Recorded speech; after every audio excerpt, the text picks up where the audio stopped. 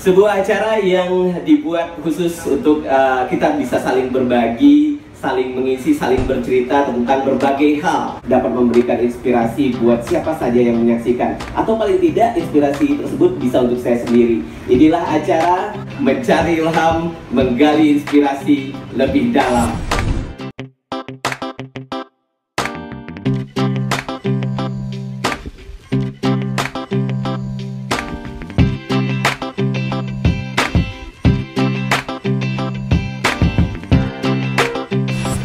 Pada hari ini kebetulan kita berada di tempat yang sangat spesial sekali, dan ini adalah edisi spesial di mana kita langsung talk show di sebuah area pameran yang bernama Pontianak Prolog Market. Kita yakin bahwa Indonesia perekonomiannya akan maju apabila ekonomi mikro yang ada di seluruh Indonesia ini bisa terus berkembang dan terus berkembang. Dan mudah-mudahan ekonomi kreatif di Pontianak termasuk yang akan menopang perekonomian Indonesia ke depannya. Kita tepuk tangan sekali lagi. Pada kesempatan hari ini kita akan menampilkan seseorang yang dia tidak cukup dikenal di Pontianak. Sayangnya seperti itu. Tapi ternyata dia sering diundang di acara-acara yang sifatnya memberikan motivasi dan memberikan semangat di beberapa kota di Indonesia.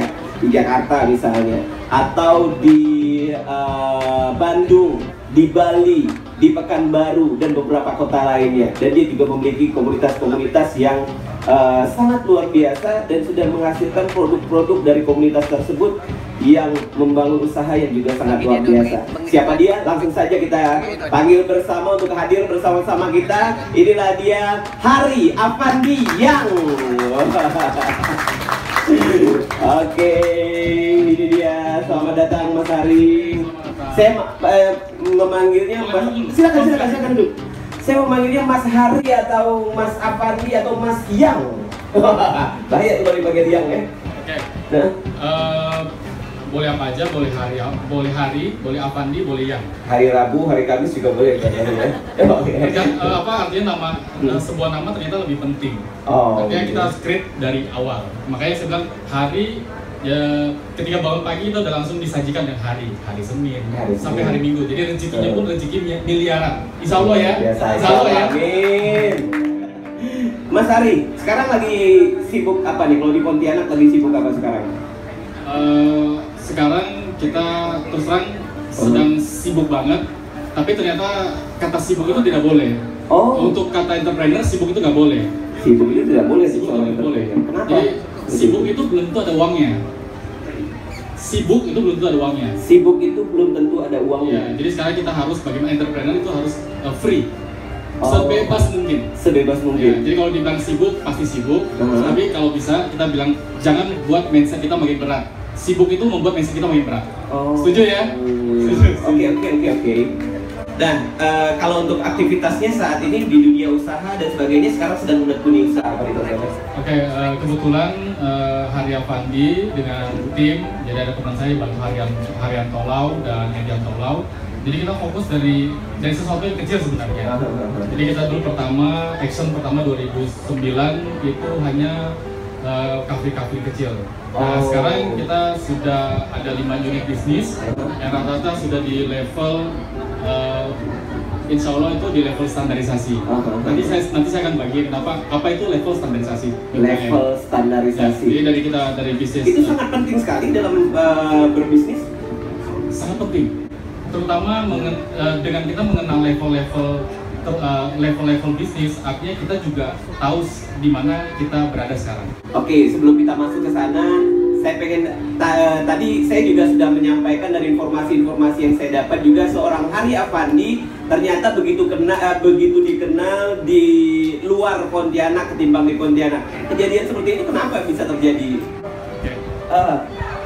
Jadi memang pengalaman. Jadi saya coba beranalogi bahwa sebuah anggota tubuh itu bergerak apabila pikiran kita besar. Jadi ketika kita punya pikiran lebih besar, artinya gerak tubuh kita akan bergerak. Jadi saya punya mindset bahwa kalau bisa saya lebih terkenal di luar Pontianak, di kota kelahiran saya sendiri. Saya memikirkan saya lebih baik punya perahu yang besar, walaupun dengan awak yang masih sedikit. Jadi itu modal utama saya. Kenapa? Saya terus terang ya, kalau kita bilang bangun bisnis itu tidak mudah. Tidak mudah bagi orang yang punya mindsetnya kecil. Jadi ketika kita siap terjun bisnis, apapun yang menjadi kendala adalah solusi. Justru kita besar karena justru karena solusi maupun masalah yang hadir di setiap perjalanan yang kita alami. Oke, sebelum kita sampai di situ juga, apa masalah yang biasanya selalu dihadapi orang ketika dia ingin memulai sebuah usaha? Ini mungkin bagi teman-teman yang sudah memulai usahanya saat ini, dia sudah melewati fase itu. Untuk teman-teman barangkali yang saat ini ataupun yang akan mendengarkannya di channel YouTube, dia yang baru akan memulai usaha, dia akan ketemu dengan masalah-masalah yang maju mundur. Nah, kebanyakan seperti itu bagaimana? Ya, pertama pasti akan sepakat bahwa kita mulai usaha yang paling menyita pikiran kita adalah modal. Oke. Kalau sedangkan fakta brutalnya adalah setiap orang bisnis nggak perlu pakai modal sebenarnya. Yang paling utama adalah mindsetnya dulu. Jadi ketika mindset kita lahirnya baik, besar, ibarat saya tadi mindset saya seolah saya siap dengan kapal yang besar mengarungi. Mau itu sungai, mau itu laut, tapi saya siap dengan kapal yang besar. Nah, sehingga dengan kapasitas yang besar, mindset yang baik, itu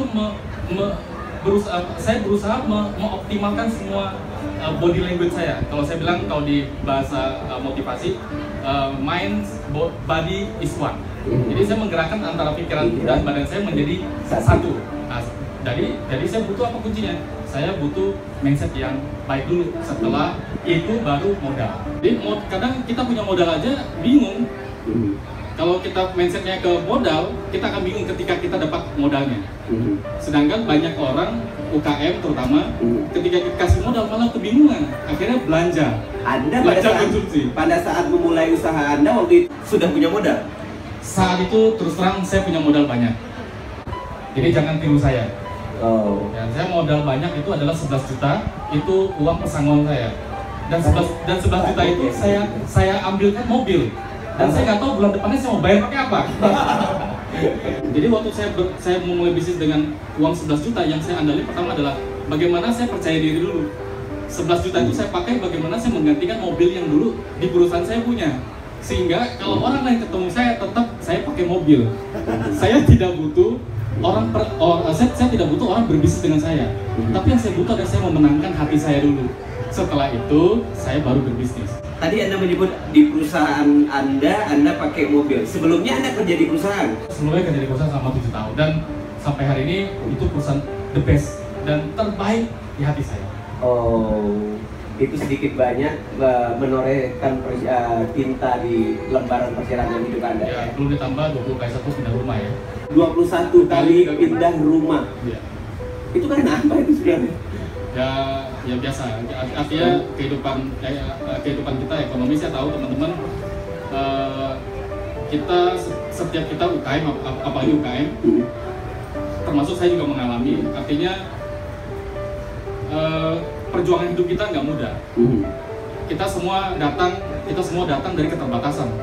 Justru setelah kita tahu, justru ternyata keterbatasan kita adalah modal utama kesempurnaan kita. Jadi kalau kita sudah diberikan sempurna, justru kita nggak melakukan apa-apa.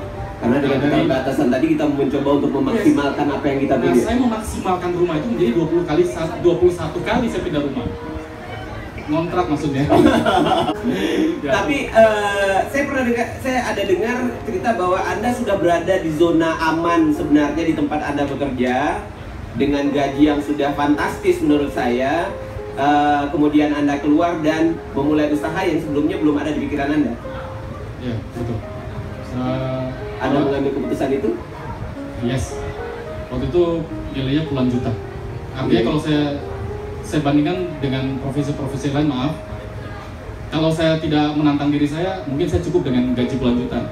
Tetapi pada waktu itu ternyata setiap kita itu tidak hanya perlu uang ternyata. Ternyata kita butuh bagaimana kita bisa menjadi lebih daripada apa yang kita lakukan sekarang.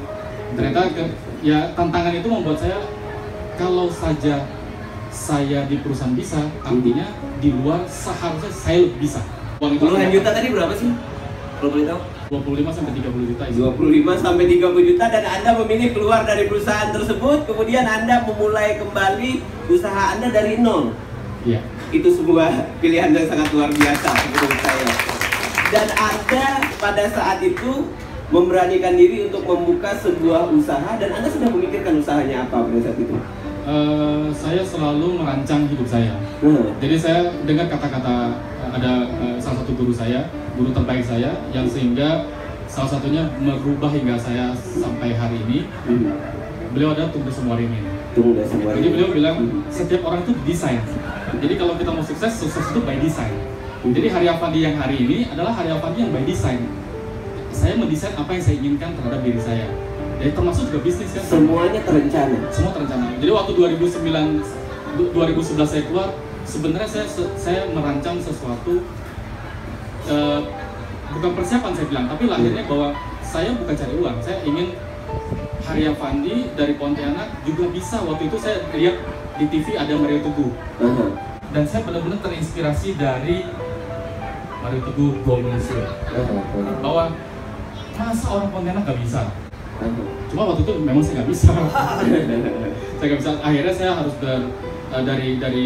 dari hal itu saya coba berinvestasi banyak sampai saya ngutang sana ngutang sini untuk berangkat pergi latihan public speaking, selling, belajar tentang marketing, belajar tentang Padahal pada saat itu Anda sudah memiliki ilmu marketing yang cukup kan? Dengan gaji Anda yang seperti itu, saya pikir ilmu marketing Anda cukup bagus. It's a level, it's a life. Kita tidak cukup dengan apa yang kita punya sekarang. Artinya ketika kita bicara, waktu dulu pertama kali saya buka usaha, yang terpikir adalah bagaimana eksis. Tetapi lama-lama kan nggak bisa eksis juga karena perut udah lapar. Akhirnya saya berpikir bagaimana setelah saya eksis, saya harus dapat sesuatu dong dari usaha yang saya jalankan. Dan itu normal. Artinya setiap hidup itu kalau kita diberikan semua lengkap dan kita tidak boleh bergerak apa-apa, justru itu malah mati. Dan itu bukan saya, dan itu bukan saya. Saya tipenya, saya selalu harus berkembang. Saya harus berkembang dan saya mau semoga dulu cerita-cerita saya 21 kali pindah rumah, saya kuliah dengan uang receh 3.000-an satu pakai kantong kresek. Anda kuliah di mana pada saat itu? Bersyukur saya bisa lulus ya. Nanti saya waktu itu kuliah dengan 3 juta rupiah, saya masuk pertama kali di Widya Dharma. Dan terima kasih banget karena saya merancang semua prestasi, artinya Tuhan juga mengizinkan, dan ada atasan saya waktu saya masih di perusahaan, saya diizinkan yang harusnya saya DO, saya boleh melanjutkan kuliah. Dan saya bilang, saya angkat topi dan apapun itu, saya harus berterima kasih banget. Itu jurusan apa gitu? Ya, walaupun sederhana, tapi bagaimanapun saya ngerti tentang sistematik programming. IT kan? IT. Terus Anda masuk ke dunia marketing? Dunia marketing, dunia properti, dunia branding sekarang, dunia konsultan marketing, terus dunia interior saya masukin. Sekarang dunia saya pun, karena saya terinspirasi, terus terang saya terinspirasi. Dulu saya bawa uang 3 juta untuk masuk kuliah, 3.000 rupiah, 3 juta, dan di situ ada uang receh-receh rata-rata. Dan saya ingat banget, motivasi saya waktu itu 3 juta itu terkumpul dalam satu kantong plastik hitam, kresek. Dan Tuhan mengizinkan ternyata saya sekarang distributor nasional plastik kresek di Indonesia. Dan apalagi dengan regulasi pemerintah saat ini, kantung kresek itu harus bayar, itu akan nambah beban lagi ya. Luar biasa. Oke, itu sekelumit tentang perjalanan hidup Anda.